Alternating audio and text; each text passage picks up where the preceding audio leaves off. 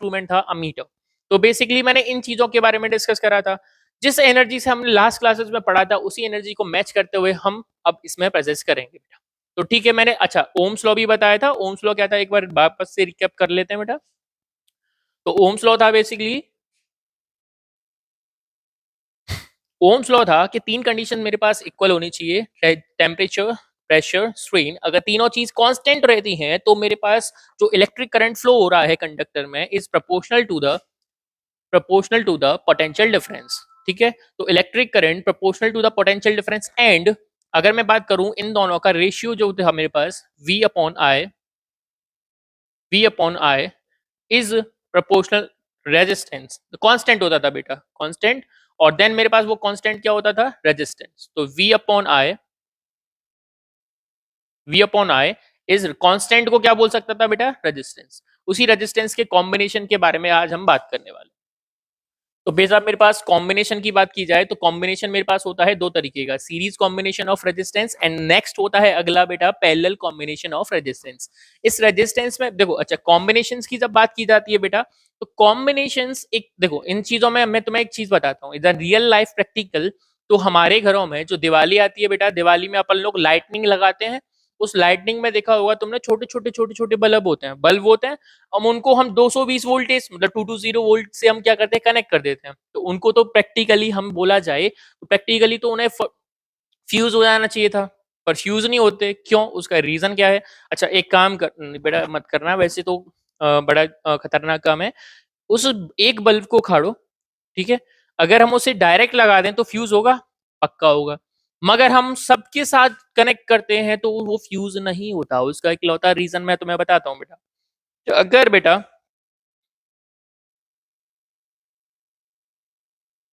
पहले समझ लो सीरीज और पैरेलल का सिस्टमेटिक वे। जब सीरीज कॉम्बिनेशन ऑफ रेजिस्टेंस की जब बात की जाती है बेटा, तो सीरीज कॉम्बिनेशन ऑफ रेजिस्टेंस में रेजिस्टेंस को एक ही वायर में कनेक्ट किया जाता है।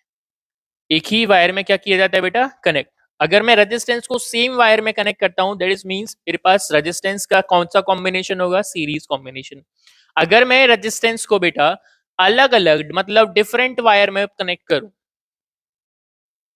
डिफरेंट वायर में कनेक्ट करने का मतलब है जैसे एक वायर मेरे पास जा रहा है, इसमें मेरे पास एक रेजिस्टेंस कनेक्ट किया, मैंने दूसरा रेजिस्टेंस कनेक्ट किया, मैंने तीसरा रेजिस्टेंस कनेक्ट किया, मैं कितने भी करूं पर मेरे पास वायर कौन सा होना चाहिए बेटा, डिफरेंट वायर होना चाहिए। That is called my parallel combination of resistance. Basically अगर मैं बात करूं बेटा, चलो मैं इसे R1 R2 और R3 तीन रेजिस्टेंस में सपोज करके चलता हूं।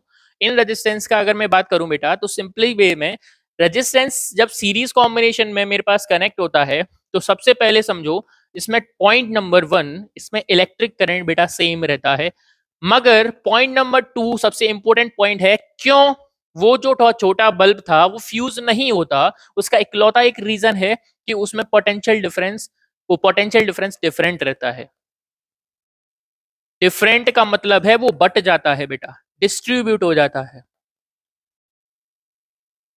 मींस कहने का मतलब मेरा ये है, पूरा पूरा मोटिव ये है, अगर मैं किसी भी चीज को सीरीज कॉम्बिनेशन में कनेक्ट करता हूं, सपोज करो वो जो छोटे बल्ब थे वो मैंने सेम वायर में कनेक्ट करे थे, सेम वायर में कनेक्ट होने की वजह से जो उनके बीच में पोटेंशियल डिफरेंस लग रहा था वो बट गया। जैसे हमने कितने वोल्टेज से कनेक्ट किया था उनको, 220 वोल्ट से, पर उनमें से हर एक बल्ब मुश्किल से 5 वोल्ट का होगा। कितने वोल्ट का होगा बेटा, 5 वोल्ट का होगा। 5 वोल्ट का बल्ब 220 वोल्ट से तो चल नहीं सकता, इसी वजह से सबको एक ही वायर में कनेक्ट कर दिया। तो वो किस कॉम्बिनेशन में हो गए बेटा, सीरीज कॉम्बिनेशन में हो गए। तो सीरीज कॉम्बिनेशन में होने की वजह से, अच्छा देखो कभी करना तो एक लाइटनिंग पूरा एक लड़ी लेना, उसमें से गिनना कितने बल्ब हो सकते हैं, मैं बताता हूं। अगर एक बल्ब 5 वोल्टेज का है तो 5 से कैंसिल आउट करो, 5 4 जा 20, 5 4 जा 20, तो टोटल 44 बल्ब होने जरूरी है। अगर उनमें से एक भी कम होता है तो पूरी लाइटनिंग जाएगी। इसी तरीके का मैं समझाना चाहता हूं बेटा। और जो घर की वायरिंग होती है या फिर घर में जितने भी सारे अप्लायंसेज होते हैं वो सब हम पैरेलल में कनेक्ट करते हैं। उसका रीजन ये है, अच्छा देखो पैरेलल कॉम्बिनेशन ऑफ रेजिस्टेंस मतलब डिफरेंट वायर में रेजिस्टेंस को कनेक्ट करना, that is means parallel combination. अगर बात की जाए घर के जो डोमेस्टिक या फिर अप्लायंसेज जो होते हैं बेटा, वो अप्लायंसेज को हम पैरेलल में कनेक्ट करने का इकलौता रीजन ये होता है, पॉइंट नंबर 1, पैरेलल में हमारा इलेक्ट्रिक करंट डिफरेंट रहता है। इलेक्ट्रिक करंट कैसा रहता है बेटा? डिफरेंट। ठीक है। Point number 2, that is mean मेरे पास जो पोटेंशियल डिफरेंस रहता है वो रहता है सेम। मतलब कहने का ये है, जो अगर मैं मान लो 220 वोल्टेज से कनेक्ट कर रहा हूं तो सब रेजिस्टेंस मतलब सारे अप्लायंसेस पर मेरे पास कितना वोल्टेज आएगा? 220 वोल्टेज आएगा, तभी तो वो चल पाएंगे। 220 वोल्टेज। अच्छा देखो दोबारा से, सीरीज में क्या चीज डिफरेंट रहती है बेटा? मेरे पास पोटेंशियल डिफरेंस डिफरेंट रहता है। दूसरा, मेरे पास क्या चीज सेम रहती है? That is called electric current. और पोटेंशियल डिफरेंस की बात की जाए तो पोटेंशियल डिफरेंस में मेरे पास इलेक्ट्रिक करंट डिफरेंट रहता है एंड पोटेंशियल डिफरेंस सेम रहता है। दैट इज मींस मेरे पास series combination of series combination of resistance and parallel combination of resistance, that is my topic. अच्छा देखो बेटा, अभी फिलहाल मैंने बताया कि ये सीरीज और पैरेलल होता क्या है, ठीक है। अगर मैं बात करूं बेटा इसमें थोड़ा और डिफाइनिंग करने की, तो सीरीज कॉम्बिनेशन को बड़े अच्छे से डिफाइन करते हैं, ठीक है। एक एक टॉपिक को लेके चलते हैं बहुत अच्छे से। और अगर जो भी चीज समझ में ना आए तो आपके पास वो है ही कमेंट बॉक्स, करो कमेंट्स, पूछो डाउट्स, ना बताएं तो हमारी बात। अच्छा ठीक है, तो अब मैं बात करता हूं बेटा अच्छी तरह से सीरीज कॉम्बिनेशन की। तो सीरीज कॉम्बिनेशन में जब मैं बात करता हूं, अच्छा एक मिनट, अब सही है। Series combination of the resistance, resistance मतलब मैं अगर एक ही वायर में क्या करता हूं बेटा, सारे रेजिस्टेंस को कनेक्ट करता हूं, दैट इज मींस मेरे पास कौन सा कॉम्बिनेशन होगा? सीरीज कॉम्बिनेशन होगा। तो व्हेन टू और more resistance are joined end to end the same current flow through. अच्छा पहले सुनो, अगर व्हेन टू और मोर रजिस्टर्स, रजिस्टर्स को किस में कनेक्ट करूं बेटा? जॉइन एक ही वायर में कनेक्ट करूं, तो मेरे पास उनमें सेम क्या चीज होगी? करंट। इलेक्ट्रिक करंट कैसा होगा? Same through and each of them it is called series combination. ये कौन सा कॉम्बिनेशन होगा बेटा? सीरीज कॉम्बिनेशन होगा। इसी तरीके से देखो, सपोज करो मैंने यहाँ पे एक रेजिस्टेंस, एक यहाँ से एक वायर आ रहा है, सीधा वायर आया, इसमें पहला रेजिस्टेंस कनेक्ट किया, दूसरा वायर आया, इसमें दूसरा रेजिस्टेंस कनेक्ट किया, यही वायर आया, फिर इसमें भी मैंने तीसरा रेजिस्टेंस कनेक्ट किया, तो ये मेरे पास कौन सा कॉम्बिनेशन हो गया बेटा? सीरीज कॉम्बिनेशन हो गया। That is mean series combination. इनमें मैंने हर एक में potential difference, sorry volt meter अलग अलग लगाया। क्यों लगाया बेटा? क्योंकि तीनों में मेरे पास पोटेंशियल डिफरेंस कैसा रहेगा? अलग अलग, क्योंकि ये क्या हो जाता है? डिस्ट्रीब्यूट हो जाता है। ठीक बेटा। और यहाँ इलेक्ट्रिक करंट मान लो मेरे पास यहाँ पे मेरे पास आई एम्पियर आ रहा है, तो इनमें इनमें और इनमें कितना आएगा बेटा? इसमें भी सेम आएगा, इसमें भी सेम आएगा और इसमें भी सेम आएगा। जैसे सपोज करो मैं 5 एम्पियर आता हूं, तो इसमें भी 5 एम्पियर, इसमें भी 5 एम्पियर, इसमें भी 5 एम्पियर। अब इसका डेरिवेट करते हैं बेटा, ठीक है, समझो। तो डेरिवेट करने के लिए अलग से मैंने प्रोग्राम कर, नीचे सही है ना? चलो, अब मैं क्या बात करता हूं बेटा, मैं सीरीज कॉम्बिनेशन में थोड़ा डेरिवेट की बात करता हूं। मानो सपोज करो, सपोज कर लिया बेटा कि मेरे पास resistance R1, resistance R2, resistance R3 मेरे पास किस वाले कॉम्बिनेशन में? सीरीज कॉम्बिनेशन में है। दैट इज मींस मेरे पास इलेक्ट्रिक करंट कैसा रहेगा? सेम, पर पोटेंशियल डिफरेंस डिफरेंट। अब मैं यहां बोलता हूं total potential difference, total potential difference. अब टोटल पोटेंशियल डिफरेंस क्या होगा बेटा? V total. मैं बोल सकता हूं पहले वाले पर क्या होगा? V1। अच्छा पहले वाले पर क्या है बेटा? V1। दूसरे वाले पर क्या है? V2। और तीसरे वाले पर क्या है? V3। तो सिंपल, अच्छा देखो प्लस भी तो नहीं करते ना, तो अलग अलग होते हैं, सेम चीज को क्या ही प्लस करना। तो V टोटल मेरे पास कितना होगा बेटा? V1 plus V2 plus V3। Doubt है किसी को? अरे भाई डाउट है क्या? नहीं है ना? तो जागो, का ही सो रहे हो रे? तो V टोटल में अगर बात करूं बेटा, तो मेरे पास आया V टोटल इस तरीके से, according to the Ohm's law, according to the Ohm's law. अब बताओ ओम्स लॉ क्या था बेटा? V is equal to the I, that is called Ohm's law. पता है ना बेटा? तो फिलहाल अगर मैं बात करूं according to the Ohm's law के वजह से मेरे पास ये फॉर्मूला आया, तो मैं V की जगह क्या लिख सकता हूं? IR। तो पहले ये बताओ टोटल, अगर मैं बात करूं total electric current I total और R रेजिस्टेंस में मान लो R टोटल, देन मेरे पास पहले वाले पोटेंशियल डिफरेंस में मेरे पास रेजिस्टेंस कितना था? रेजिस्टेंस था R1। तो मेरे पास यहाँ पे क्या लिखूंगा बेटा? R1। अभी फिलहाल मेरे पास इलेक्ट्रिक करंट, जैसे आई इलेक्ट्रिक करंट आ रहा है, तो आई इलेक्ट्रिक करंट बेटा सब में कैसा आएगा, आई इलेक्ट्रिक, आई आई। रीजन, क्योंकि ये सब कौन से कॉम्बिनेशन में, सीरीज कॉम्बिनेशन में, सीरीज कॉम्बिनेशन में होने की वजह से इन पर इलेक्ट्रिक करंट क्या है, सेम। तो मैं यहाँ पे क्या करूंगा, स्विंग आई प्लस दूसरे पोटेंशियल डिफरेंस दूसरा V2 पर कितना रेजिस्टेंस R2 पर इलेक्ट्रिक करंट कैसा रहेगा I सेम। अब V3 मतलब मेरे पास पोटेंशियल डिफरेंस तीसरा, तो रेजिस्टेंस कैसा रहेगा बेटा तीसरा R3 पर इलेक्ट्रिक करंट कैसा सेम। रीजन क्या है, रीजन इकलौता ये है क्योंकि ये कौन से कॉम्बिनेशन में, सीरीज कॉम्बिनेशन में। अगेन सीरीज कॉम्बिनेशन में क्या चीज सेम रहती है बेटा, इलेक्ट्रिक करंट। तो डिफरेंट क्या रहता है, पोटेंशियल डिफरेंस। इसी तरीके से आप आगे बढ़ो बेटा, I R टोटल, सब में से मैं आई कॉमन ले सकता हूं, मैंने आई कॉमन लिया, क्या बचा R1 plus R2 plus R3, आई से आई कैंसल आउट बेटा, ठीक है। मेरे पास क्या बचा, R total R1 plus R2 plus R3, that is called series combination of resistance. ये मेरे पास आया बेटा डेरिवेशन। आप स्क्रीनशॉट लो या फिर एकदम स्टॉप करके उसे लिखो, देन मेरे अगर इसमें भी डाउट आता है तो मेरे को बताना, ठीक है। अच्छा, इसका एक कोई एग्जांपल लेते हैं। एग्जांपल सपोज करो मेरे पास सीरीज कॉम्बिनेशन में रेजिस्टेंस दे रखा है पहला, ओके।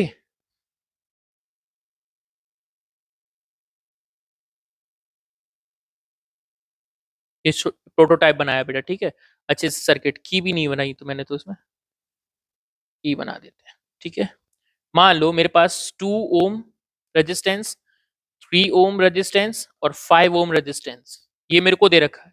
बोला है कि ये मेरे पास कौन सा कॉम्बिनेशन है बेटा, सीरीज कॉम्बिनेशन है, R1 R2 R3। अब मैं तुमसे बोलता हूं बेटा, what is total resistance in this circuit, इस सर्किट में टोटल रेजिस्टेंस क्या होगा अकॉर्डिंग टू मेरे पास इस डेरिवेशन के हिसाब से। अगर ये कौन से कॉम्बिनेशन में बेटा, सीरीज कॉम्बिनेशन में, देखो सेम वायर में कनेक्टेड है, तो ये मेरे पास कौन से कॉम्बिनेशन में होंगे, सीरीज कॉम्बिनेशन में होंगे। तो मेरे पास आर टोटल बेटा इसके अकॉर्डिंग क्या होता है, आर टोटल मैं कर सकता हूं R1 plus R2 plus R3। तो देन मेरे पास R1 कितना है बेटा 2 plus 2 plus sorry sorry next मेरे पास 3 है, तो मेरे पास 3 प्लस मेरे पास 5 कितना हो जाएगा, 2 प्लस 3 5, 5 प्लस 5 10। वाह, बच्चों वाले काम कर लिए हमने। चलो मेरे पास कितना होगा 10। तो मेरे पास आर टोटल रेजिस्टेंस कितना हो जाएगा 10 ओम रेजिस्टेंस। अगर मेरे पास ये सारे किस वाले फॉर्म में बेटा, सीरीज कॉम्बिनेशन में, R1 R2 R3। जरूरी नहीं है बेटा तीन रेजिस्टेंस हो, कई सारे रेजिस्टेंस ले सकते हैं, डिपेंडेबल नहीं है बेटा, हम अपना एक तरह से मोटिव बताएं तो, ठीक है। अच्छा, ये डेरिवेशन समझ में आया बेटा, ओके। नेक्स्ट बढ़े, ओके चलो नेक्स्ट टॉपिक पे बढ़ते हैं। नेक्स्ट टॉपिक कैसा है बेटा, पैरेलल। तो वही चीज मैं तुम्हें बता दूं, पैरेलल में फिर से एक बात, क्या चीज सेम रहती है, पोटेंशियल डिफरेंस। घर की जो वायरिंग की जाती है वो किसकी फॉर्म में की जाती है, पैरेलल। जो झल्लर या फिर बोला जाए लाइटनिंग होती है बेटा, वो किसके फॉर्म में होती है, वो सीरीज फॉर्म में होती है। दैट्स अ रीजन, मींस मेरे पास अगर रीजन बताया जाए, क्योंकि उसमें पोटेंशियल डिफरेंस बट जाता है, सीरीज में पोटेंशियल डिफरेंस बटने की वजह से अलग अलग पोटेंशियल डिफरेंस आएगा। तो ठीक है, इसके बारे में बेटा बात की जाए, parallel combination of resistance, it means मेरे पास व्हेन टू और more resistors are connected between two common points such that the same potential difference। बेटा दोबारा से अगेन, अगर मैं रजिस्टर्स को उस वे में कनेक्ट करूं कि उनमें सब में कैसा पोटेंशियल डिफरेंस आए, सेम पोटेंशियल डिफरेंस आए, is applied across each of them is called parallel combination of resistance. Registers को किस वे में कनेक्ट करना है कि उनके बीच में क्या चीज सेम रहना चाहिए, पोटेंशियल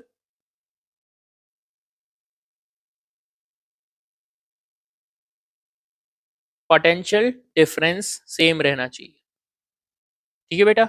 समझ में आया, अगर पोटेंशियल डिफरेंस सेम है तो मेरे पास कौन सा कॉम्बिनेशन होगा, potential difference sorry parallel combination होगा।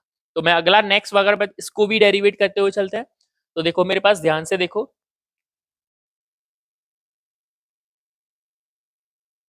और होशियार बालकों। अच्छा एक बात बताओ, तुम डाउट डाउट वगैरह पूछा करो यार, अच्छा लगता है, फील आता है। साइंस में अगर मेरे को डाउट नहीं आ रही तो मतलब समझ जाओ मैं साइंस पढ़ नहीं रहा। दूसरी बात साइंस, अच्छा देखो तुम, मेरे को लगता है ऐसा करते होंगे कि इस वीडियोस को हम एक दिन देख लेते हैं, जैसे संडे को सारी वीडियोस देख लेते हैं, फिर बाकी के हफ्ते मौज मारते हैं। ऐसा मुझको लगता है, फील आ रहा है मेरे को कि इस तरीके का सिस्टम कर रहे हो। बेटा देखो ध्यान से सुनो, ऑनलाइन एक ऐसा सिस्टम है, हम उसमें कम से कम एज अ पैसे देके पढ़ सकते हैं। पैसे देना भी नहीं, फ्री में पढ़ना है, पर फिर भी हमको एक चीज मेंटेन करके रखनी पड़ती है बेटा। फिर से मैं अगेन कहता हूँ, मैं अपने ऑफलाइन बेसिस में भी कहता हूँ, अपने को एक कंसिस्टेंसी मेंटेन करके रखना है। भले ही मेरे को नहीं पता आप पूरी वीडियो देखो मत देखो, कोई दिक्कत नहीं, पर हमें 10 मिनट 15 मिनट पर डे पढ़ना है। मीन्स पर डे का मतलब है कंसिस्टेंसी मेंटेन करके रखना। If you maintain your consistency means तुम फाड़ दोगे भाई, अगर कंसिस्टेंसी रखते हो तो। एक क्विट है, बहुत फेमस क्विट है, consistency is the key to success. Means consistency हमारे सक्सेस की है। अगर तुम्हारी कंसिस्टेंसी है तो तुम उस सक्सेस को खोल सकते हो, वरना कुछ नहीं है बेटा। अगर तुम सोचो अरे ऐसा है, हम आप पढ़ लेते हैं, आज 3 घंटे पढ़ेंगे, आज 3 घंटे पढ़ना है, बाकी हफ्ते में 7 दिन है, 7 7 घंटे, एक दिन 7 घंटे पढ़ लेंगे, 6 दिन मौज। बहुत बुरी फंसने वाले हो बेटा, इतना तगड़ा फंसोगे सोच नहीं सकते। कंसिस्टेंसी इज द की ऑफ सक्सेस, ऑलवेज रिमेंबर। चलो नेक्स्ट टॉपिक पे बढ़ते हैं बेटा। टॉपिक क्या है मेरे पास? टॉपिक है पैरेलल सिस्टम। तो पैरेलल अगर मैं बात करूं बेटा कि मैं किसी भी रजिस्टर को अलग अलग वायर में कनेक्ट करता हूं, तो वो मेरे पास कैसा होगा बेटा? मेरे पास होगा वो पैरेलल। और दूसरी बात, इसमें क्या चीज सेम रहती है? वो मेरे पास होता है अच्छी वाली चीज, जैसे पोटेंशियल डिफरेंस। और क्या चीज डिफरेंट रहती है? That is called electric current. अब इसमें मैं बात करूं बेटा, देखो मैंने अलग अलग वायर से कनेक्ट किया। अच्छा ये क्या है मेरे पास? अमीटर। और ये मेरे पास क्या है? की। बताया था ना लास्ट टाइम सिंबल। अच्छा ये मेरे पास क्या है? Potential difference. ये क्या है मेरे पास? Resistance resistance resistance. ये सारे सिंबल्स करा चुका हूं। अच्छा ये किसका सिंबल है बेटा? बैटरी का। और एक सिंगल सेल होता है, ये क्या होता है मेरे पास? सेल। और ये सब मिला के क्या है मेरे पास? बैटरी। सिंपल सी बात। चलो अब नेक्स्ट मैं टॉपिक बताता हूँ, इसको कॉम्बिनेशन बताते हैं। चलो अगर मैं बात करूं बेटा, यहां से गया पोटेंशियल डिफरेंस, इस पे कैसा रहेगा? इस पे V, इस पे कैसा B, और इस पे भी V। सब पर सेम रहेगा because of parallel combination of resistance. अब यहां से अगर इलेक्ट्रिक करंट आई जा रहा है तो इस पर कैसा होगा? डिफरेंट, बिकॉज ऑफ जी क्या है बेटा? पैरेलल कॉम्बिनेशन ऑफ रेजिस्टेंस है। तो मेरे पास होगा I1, इस पर होगा I2, इस पे कैसा होगा? I3, because of parallel combination. तो पैरेलल कॉम्बिनेशन की बात की जाए बेटा, मैं बोलूं, अब मैं यहां से निकालू टोटल इलेक्ट्रिक करंट। अब टोटल इलेक्ट्रिक करंट कैसा होगा बेटा? आई टोटल में लिख सकता हूं I1 I2 plus I2 plus I3 according to the Ohm's law. According to the Ohm's law, Ohm's law के अकॉर्डिंग मेरे पास क्या होता है बेटा? I is equal to the V upon R। होता ही नहीं होता। अभी फिलहाल मेरे पास according to the Ohm's law I is equal to V upon R। Then मैं I टोटल में यहाँ पे इसकी जगह पे क्या लिख सकता हूँ? V upon R1, because sorry V upon R total. V, अच्छा पहले इलेक्ट्रिक करंट पहला वाले पे कितना है बेटा? मेरे पास है V, पोटेंशियल डिफरेंस सेम है पर रेजिस्टेंस R1, प्लस दूसरे वाले पे कैसा है? V upon R2। तीसरे वाले पर कैसा है बेटा? V upon R3। डाउट किसी को? सिंपल सी बात। अच्छा सब में से मैं V कॉमन ले सकता हूं, तो V, अच्छा सब में से कॉमन ही क्या, अपन लोग काट कट भी कर सकते हैं बेटा। तो मेरे पास 1 अपॉन R टोटल कितना आया बेटा? R टोटल आया 1 upon R1 plus 1 upon R2 plus 1 upon R3। तो ये मेरे पास क्या आया? A parallel combination of resistance. किसी को डाउट बेटा? अच्छा इसका एक एग्जांपल की बात की जाए बेटा, एग्जांपल अगर मैं बात करूं तो सपोज करो इस तरीके से मेरे पास कोई भी रेजिस्टेंस है जिसे मैंने अलग अलग वायर में कनेक्ट किया, ठीक है?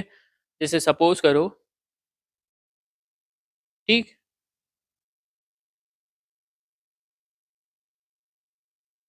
एक प्रोटोटाइप की बैटरी। बैटरी तो जरूरी है ना बेटा, ठीक है? मानो मेरे पास है 2 ओम, 2 ओम,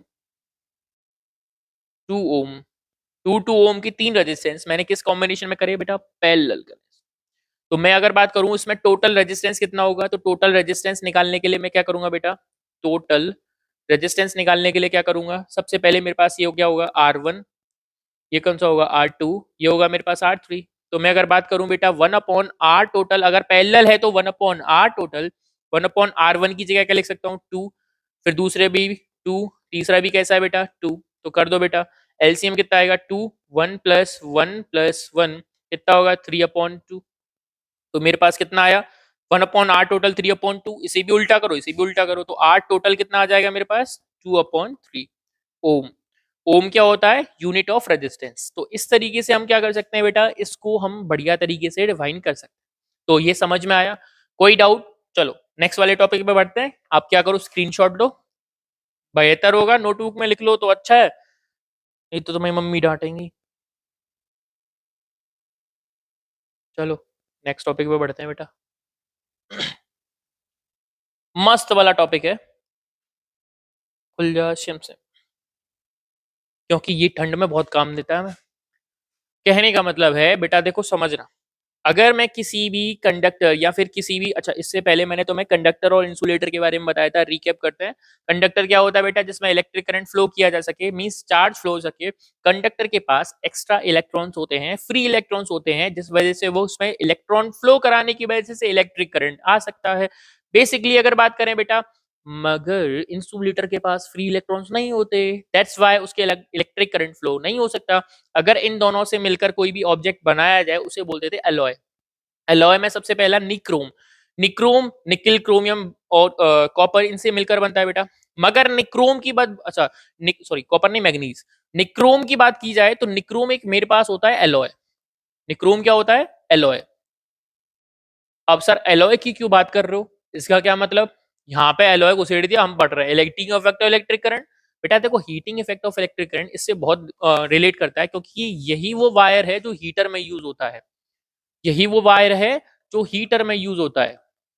अब हीटर से क्या रिलेशन, हम हीटर से रिलेट कर सकते हैं बेटा, जब किसी भी वायर में या फिर किसी भी कंडक्टर में हम इलेक्ट्रिक करंट फ्लो कराते हैं तो उसमें एक हीट जनरेट होता है। क्या जनरेट होता है बेटा, हीट जनरेट होता है, that is called heating effect of electric current. अच्छा कभी कभी देखना कोशिश करना, अच्छा कभी आप देख रहे हैं टीवी चलाते हो तो टीवी गर्म हो जाता है, और बात की जाए किसी भी इलेक्ट्रिक अप्लायंसेस को चलाओ तो वो गर्म हो जाता है, बेसिकली होगा ही गर्म। मगर अगर तुम हीटर को चलाओ और गलती से हीटर को पकड़ लो, ताता हो जाएगी ना। तो बेसिकली की बात की जाए बेटा तो वो गर्म हो जाता है, रीजन क्या है, वो एक हाई रेजिस्टेंस वायर होता है। हाई रेजिस्टेंस वायर है, एक तो कंडक्टर भी है और उसमें रेजिस्टेंस हाई भी है, इलेक्ट्रिक करंट फ्लो भी करेगा, उसे रोकिएगा भी, तो बेटा उसमें बहुत ज्यादा इलेक्ट्रिक करंट फ्लो होने की वजह से वो क्या प्रोड्यूस करने लगता है, हीट प्रोड्यूस करने लगता है। अब हीट प्रोड्यूस करेगा, अच्छा किसका वायर होता है, निक्रोम। निक्रोम क्या होता है, एक अलॉय। अलॉय मतलब हाई रेजिस्टेंस वायर। तो मैं अगर बात करूं heating effect of electric current की, when we flow the electric current in a high resistance wire, it produces heat. वो क्या प्रोड्यूस करने लगता है, हीट प्रोड्यूस करने लगता है। Again when we flow electric current in a high resistance wire, it produces heat, that is called heating effect of electric current. अगर किसी भी वायर में मैं इलेक्ट्रिक करंट फ्लो कराऊं बेटा तो वो क्या प्रोड्यूस करेगा, हीट प्रोड्यूस करेगा। तो में मार लगाई जाए तो वो भी प्रोड्यूस करेंगे heat. When electric current passes through any electric component, किसी भी कंपोनेंट से क्या पास हो बेटा, इलेक्ट्रिक करंट पास हो विद नॉन जीरो रेजिस्टेंस या फिर zero resistance, it produces heat. वो प्रोड्यूस क्या करता है बेटा, हीट प्रोड्यूस करता है, that heats up the corresponding component. This phenomena is called heating effect of electric current. Same as it is, अगर किसी भी कंडक्टर से इलेक्ट्रिक करंट फ्लो कराया जाए, दैट इज मीन वो क्या प्रोड्यूस करेगा, electric current, sorry heat produce करेगा, that is called heating effect of electric current. अब इसको डिफाइन करेंगे, देखो दिख रहा है हीटर, हीटर कौन सा वायर है इसमें, कौन सा वायर है इसमें, इसमें कौन सा वायर है, निक्रोम, पर इसमें टंगस्टन का है।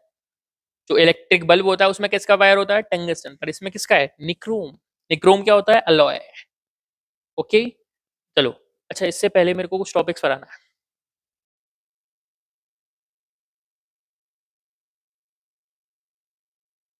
समझो। अगर मैं बात कर रहा हूं बेटा हीट एनर्जी की, किसकी बात कर रहा हूं, हीट एनर्जी है तो एनर्जी ना, हर एक एनर्जी को हम डिफाइन कर सकते हैं, एनर्जी हो, वर्क हो, काइनेटिक एनर्जी हो, पोटेंशियल एनर्जी हो, all energies are described by same things. पहली बात तो एनर्जी को ना तो कभी डिस्ट्रॉय कर सकते हैं ना ही हम क्रिएट कर सकते हैं, बस हम एक फॉर्म से दूसरे फॉर्म में ट्रांसफर कर सकते हैं। इट मीन्स मेरे पास एक फॉर्म होता है, potential difference is equal to W upon Q, V is equal to W upon Q. यहाँ पे जो वर्क है उसे हम कंसीडर कर सकते हैं हीट एनर्जी की तरह। तो मेरे पास पहला वाला हीट एनर्जी का फॉर्मूला आएगा बेटा V into Q, W is equal to V into Q. अब यहाँ पे W को एज अ कंसीडर कर दूं बेटा हीट एनर्जी की तरह, तो मेरे पास क्या हो जाएगा, heat energy H is equal to the V into Q. ठीक है, that is called first formula. Okay, अब according to the Ohm's law, अच्छा एक बात बताओ, मेरे पास एक चीज होती है कि Q इज इक्वल टू, अच्छा मैं बोल सकता हूं I इज इक्वल टू क्या होता था मेरे पास, Q अपॉन टी। क्या होता था, I is equal to Q upon T. Q upon T जब क्रॉस मल्टीप्लाई करूंगा तो क्या हो जाएगा मेरे पास, Q is equal to the I T. देखो ये तो मेरे पास इलेक्ट्रिक करंट के फॉर्मूले से आया है ना, flow of charge with respect to time is called electric current, उसके हिसाब से एक फॉर्मूला आया था Q is equal to I T. According to the Ohm's law V is equal to the I R. तो मैं यहाँ पे क्या करूं बेटा, उसी फॉर्म को लिख दूं, H is equal to V की जगह क्या लिख देता हूं बेटा, आई आर, और Q की जगह क्या लिखना है मेरे को, आई टी, तो मैं लिख दूंगा आई टी। ठीक बेटा, तो मेरे पास क्या आया बेटा, I और I मल्टीप्लाई करूंगा तो क्या आएगा मेरे पास, I square R T, that is called second formula.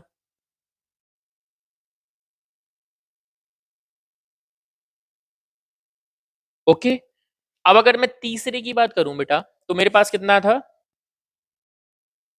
लो हमारे पास जगह ही नहीं है, जगह खरीदते हैं थोड़ी। मेरे पास कौन सा आया था फॉर्मूला, एक आया था H is equal to V into Q, एक आया था मेरे पास H is equal to I square R T, आया था ना बेटा। तो सिंपल सा, अगला अगर मैं बात करूं बेटा, तो फिर से वही फॉर्म कर दूं, I is equal to V upon R, तो यहां लगा दो, H is equal to the, I की जगह क्या लिखना है मेरे को, according to the Ohm's law मेरे पास होता तो है, तो मैं यहाँ लिखूं V square upon R square, क्योंकि आई की जगह लिख रहा हूं तो बेटा इनका भी स्क्वायर करूंगा, V square R square multiply by R multiply by T. ठीक है, तो आर से एक पावर कैंसिल आउट, कितना आया मेरे पास, H equal to V square T upon R, that is called next formula. Okay, doubt किसी को भी डाउट, चलो इतना हो। अच्छा पीछे वाला क्या करना, पॉज करके लिख लेना बेटा, अच्छा नोटबुक में लिखोगे तो ज्यादा बेटर रहेगा, अपने हाथ से लिखा हुआ ब्रेन में जाता है, स्क्रीनशॉट लिया हुआ फोन में जाता है। चलो नेक्स्ट अब टॉपिक में बात करता हूँ बेटा। चलो अब नेक्स्ट लास्ट टॉपिक रह गया इलेक्ट्रिक पावर। इलेक्ट्रिक पावर क्या होता है, बेसिकली पहले पावर समझते हैं। ठीक है, पावर एक तरीके का ऐसा वर्क होता है, या फिर बात की जाए, अच्छा एक बात बताओ, अगर नॉर्मल में बात करूं तो पावर होता है work done in a unit time. Unit time मतलब यूनिट सेकंड में अगर मैं कोई भी वर्क करूं तो वो इक्वल हो जाता है पावर के। अब मैं इस पावर को ढंग से डिफाइन करता हूं। सपोज करो दो इंसान है हमारे पास, ठीक है, इंसान, ये मान लो पपलू, ये मान लो हबलू। ये पपलू जो है ये क्या करता है, मान लो 10 बोतल पानी की 5 मिनट में पीता है, और ये अपलू, पपलू और अपलू, अपलू क्या कर, तो थोड़ा साउंड सिमिलर बैठ रहा है, पपलू इसका नाम रखते हैं, ढपलू, ये सही है। पपलू था जो 10 लीटर पानी पीता था 5 मिनट में, ये ढपलू जो है, ढपलू क्या करता है, उस 5 लीटर पानी को ये 2 सेकंड में पी जाता है। दूसरा, ये 5 मिनट, ये 2 सेकंड, पपलू ज्यादा ताकतवर, पपलू के पास ज्यादा पावर, या फिर इस डपलू के पास, डपलू कम टाइम में ज्यादा पानी पी रहा है तो डब्लू का पावर ज्यादा, मतलब टाइम और वर्क का relation, that is called power. दोबारा से समझो बेटा, टाइम और वर्क का relation, that is called power. अगर मैं बात करूं बेटा, पावर होता है W अपॉन टी, अगर कम टाइम में ज्यादा वर्क किया जाए मींस पावर ज्यादा। तो बेसिकली मेरे पास पावर, अब डिफाइन समझ में आया पावर क्या होता है, अगर वही जो वर्क था उस वर्क में मैं इलेक्ट्रिक कनेक्ट कर दूं, मींस वो हम इलेक्ट्रिक वर्क करने लग जाएं इन अ इलेक्ट्रिक फील्ड, इलेक्ट्रिक फील्ड में अगर इलेक्ट्रिक वर्क कर रहे हैं, वो भी रिस्पेक्ट किसका बेटा, टाइम का रिस्पेक्ट में, तो that is called electric power. समझ में आया बेटा?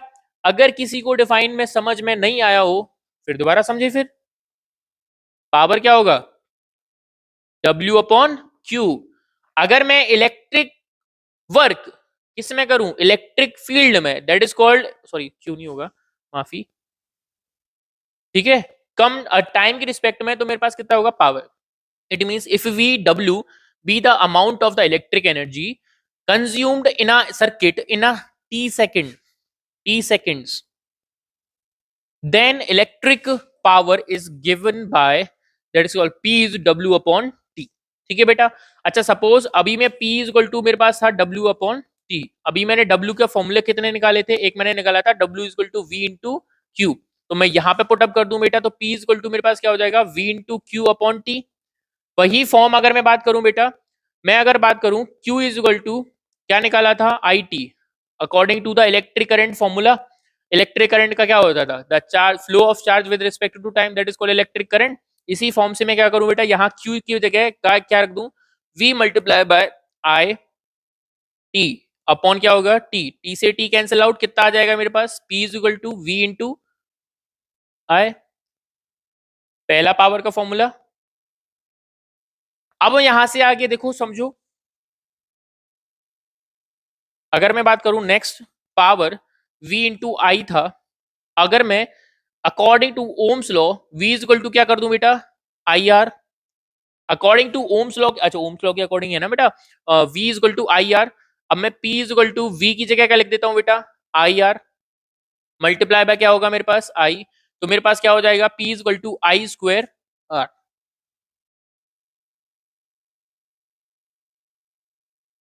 समझ में आया? ये हो गया मेरे पास दूसरा फॉर्मूला। Okay, defining. चलो, अच्छा, इलेक्ट्रिक पावर से मैंने ये रिलेट और कर दिया, एक सोलर एनर्जी होती है, panel, sorry solar energy, wind energy, ये सारी चीजें डिफाइनिंग चीजें। देखो ये रहा सोलर एनर्जी, पैसे वाले ना अपन लोग, लगवा दिए, सेट करवा दिए। चलो, तो P इज इक्वल टू मेरे पास क्या होगा, I square R। Then define. आज के लिए हमारा टॉपिक इतना ही। देखो, इससे नेक्स्ट वीडियो में निकालूंगा पूरा एनसीईआरटी की जितने भी न्यूमेरिकल्स हैं, सबको मैं सॉल्व कराऊंगा बेटा। अच्छे से बेस्ट तरीके से सॉल्व करना है, और उनमें से अगर तुम्हारे बोर्ड एग्जाम्स में अगर कोई भी नहीं आए, तो मेरा नाम, नहीं मेरा नाम तो सही है, बढ़िया तुषार, मैं नहीं चेंज कर रहा, पर आएगा, ठीक है। तो बेसिकली आज के लिए इतना ही था हमारी तरफ से। Radhe Krishna all of you. और अच्छे से बेटा, अच्छे से डाउट आए तो कमेंट्स में लिखना, ठीक है। ओके।